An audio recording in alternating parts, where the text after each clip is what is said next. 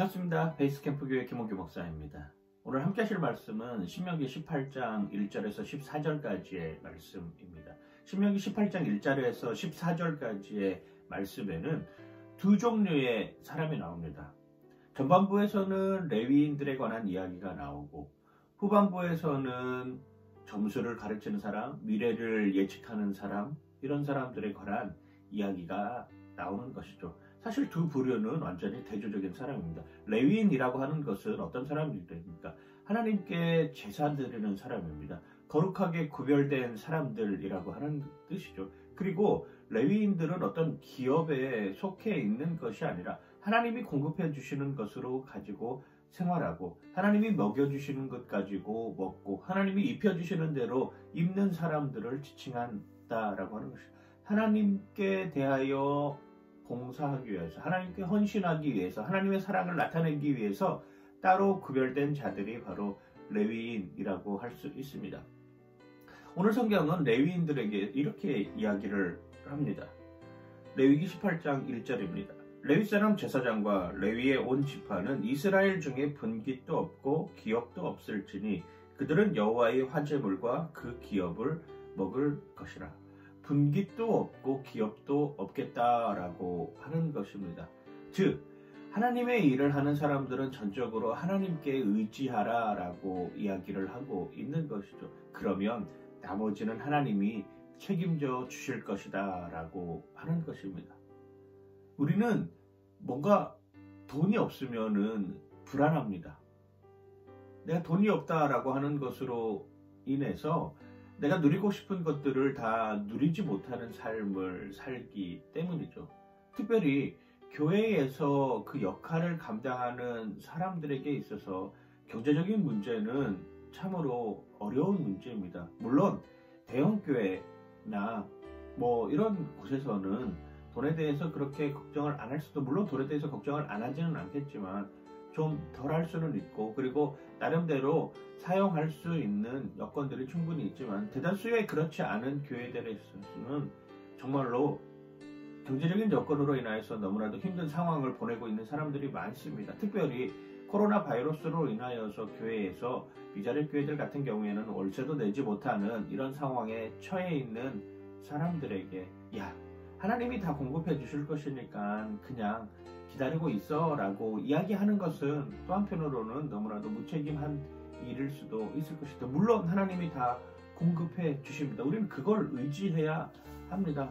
그런데 그걸 위해서 자꾸 수단을 생각해서는 안 된다라고 하는 것을 우리에게 알려주고 있는 메시지일 것입니다. 왕들에게도 똑같이 이야기하지 않았습니까? 너 말 많이 가지지 말아라. 아내도 많이 가지면 안 된다.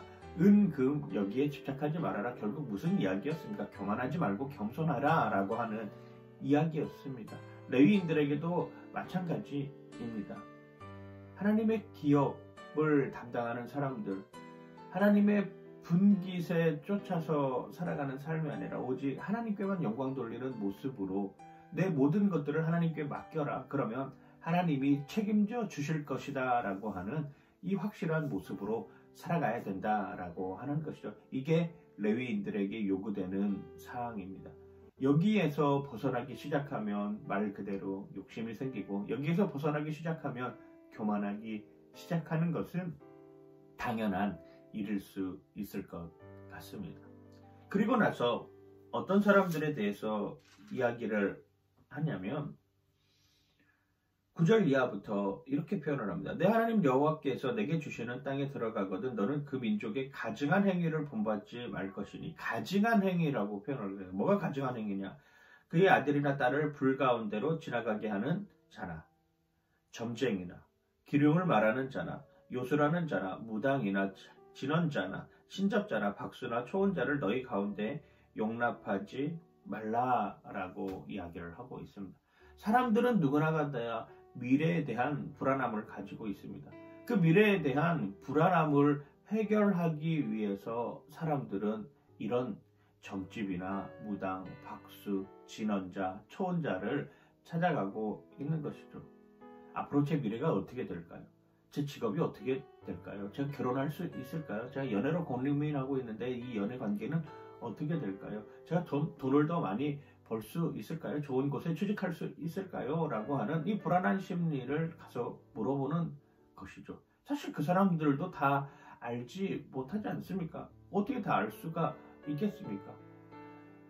출애굽할 때 애굽에 가장 확실하게 믿었던 태양신이 사라졌습니다. 흑암이 그 애굽 땅을 덮어 놓았던 것이죠. 당시 자칭 신이라고 여겼던 파라오의 아들이 죽었습니다. 그것도 해결하지 못하는 것이 인간의 모습입니다. 내 미래를 해결한다고요? 내 미래를 알고 그거에 대해서 대비할 수 있다라고 하는 것이죠? 아니요. 사람들을 불안하게 만드는 것입니다. 불안하게 만들어서 결국에는 자기에게 얽매일 수밖에 없게 만드는 것이죠. 불안은 점점 불안을 확산하게 만들 것이고, 그리고 그 불안을 해소하기 위해서 또 이런 사람들에게 찾아가는 것이죠. 어불성설입니다. 그 사람들도 그 사람들의 미래를 알지 못하는 삶으로 살아가고 있음에도 말입니다. 우리의 미래는 어떻습니까? 우리는 영원한 천국의 소망을 가지고 사는 사람입니다. 이게 확실한 미래죠. 내가 예수 그리스도 안에 있으면 확실하게 나는 영원한 천국의 삶으로 살아갈 수 있다라고 이야기하는 것. 인간은 누구나 죽고 그 죽음 이후에는 반드시 영원한 생명이 있다라고 하는 것이 우리의 확실한 미래가 되시길 바랍니다. 그 미래로 살아갈 때 우리는 하나님 앞에서 기뻐할 수 있고 하나님 앞에서 감사할 수 있는 요소로 자리매김할 수 있는 것이죠. 허탄한 신화와 우상을 벗고 하나님 앞에서 정직한 모습으로 올바르게 서 있는 여러분들 되시길 주님의 이름으로 간절히 축원하고 축복합니다. 파이팅!